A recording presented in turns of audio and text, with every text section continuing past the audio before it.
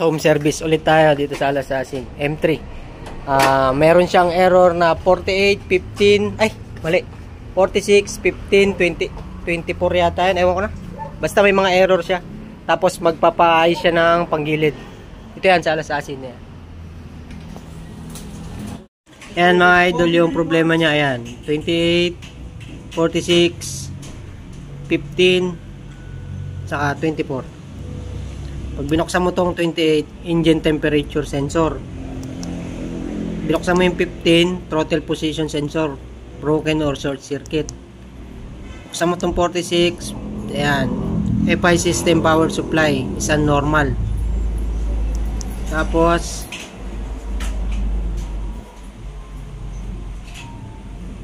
(28),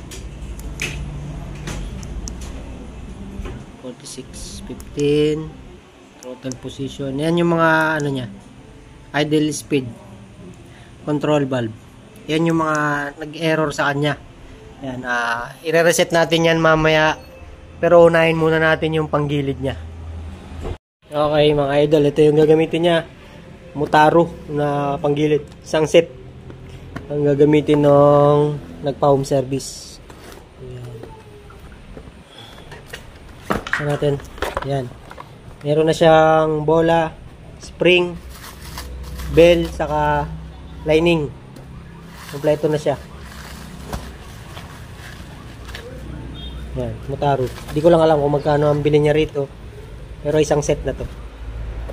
Yan. Baklas ko na yung gilid niya. Kakalasin ko na lang mga yan. Okay mga idol, ito yung isang sira niya. Ayan o, putol. Yan yung wire na to. Sa auto sensor yata to, putol. Ayan, ito yan eh, putol, kaya nag-error, naputol na siya. Ang problema, doon pa sa puno na putol. Pinakapuno, diretso. Kaya magloloko talaga. Ayan, papaklasin natin yan, tapos linisin na rin natin yung throttle body nya. Ayan, nakabili naman na siya yung throttle body. Tapos yan yung panggilid niya, nakakabit na. Yan na lang, asikasuhin ko lang yun, tapos linisin ko lang yung throttle body niya. Okay mga idol, magki-cleaning tayo ng injector.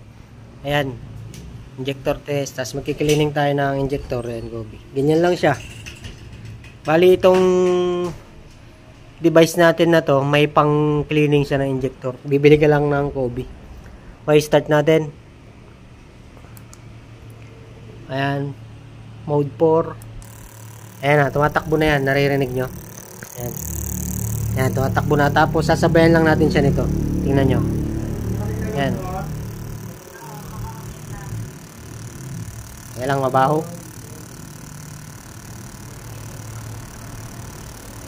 Nakikita nyo yan. Ayan, bumubuga. Ayan lang, side sa ilong.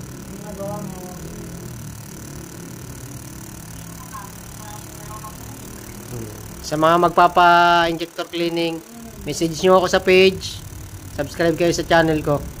Sa magpapa-throttle body cleaning, injection cleaning, yan.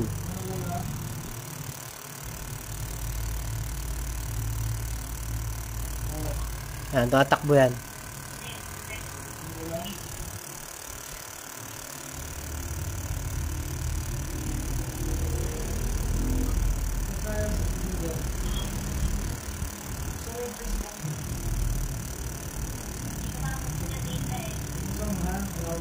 Okay, sa mga magpapa-injector cleaning, tutuloy-tuloy ko lang muna to. Masakit siya sa ilong eh. Baho eh, sakit sa ilong. Sa mga magpapa-injector cleaning, message nyo ako sa page.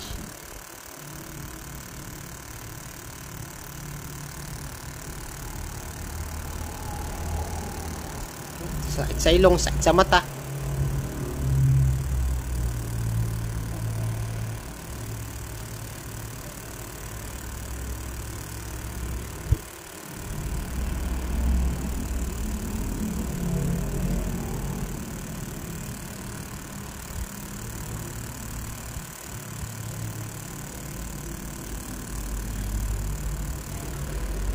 Idol, tingnan nyo kung paano na siya bumuga. Ayan o. Tingnan nyo. Teka lang. Tingnan nyo kung paano na siya bumuga. Di ba? Ganda na. Oh, para na siyang powder pag binubuga.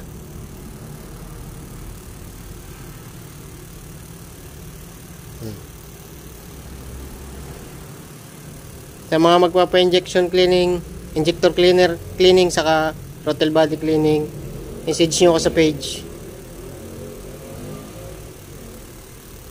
Ayusin natin mga problema nyo sa mga motor nyo.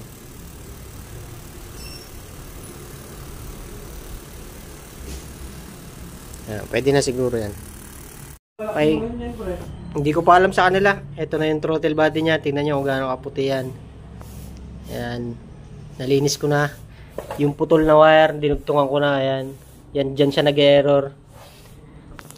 Yeah. Kakabit ko na para matesting na. Okay mga idol, diagnose na tayo. Kakabit na lahat. Nahirapan ako pagka ano eh. Yan.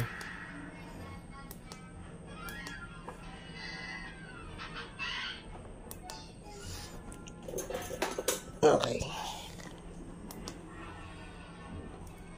Okay.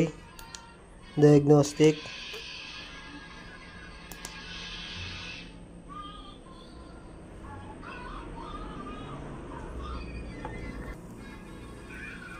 Yan yung diagnostic niya.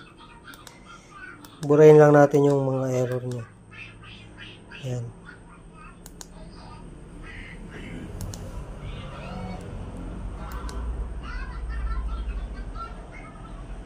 Okay.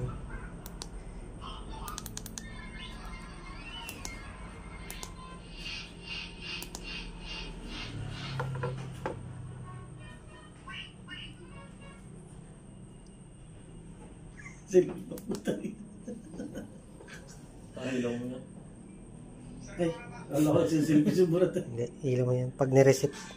Wala ko sa selfie. Sa selfie ata sa burat. Start tayo mga idol. Hindi na malakakit ng si Pao niyan. Umakit dito yung pag busy ka eh. Sino? Kaya rin siya nagpapagawa ko. Sino ba? Si Pao. May wala ka na pala doon sa ano. Pau Dionisio? Oo. Sa akin talaga nagpapagawa yan?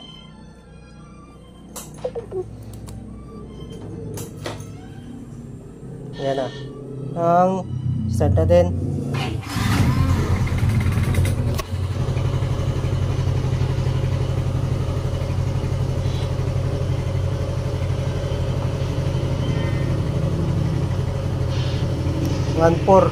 Sira kasi yung ISC nito eh.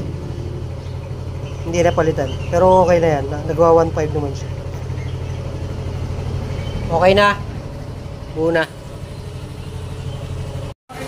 Okay mga idol. Game ball na. Okay na yung motor ni idol.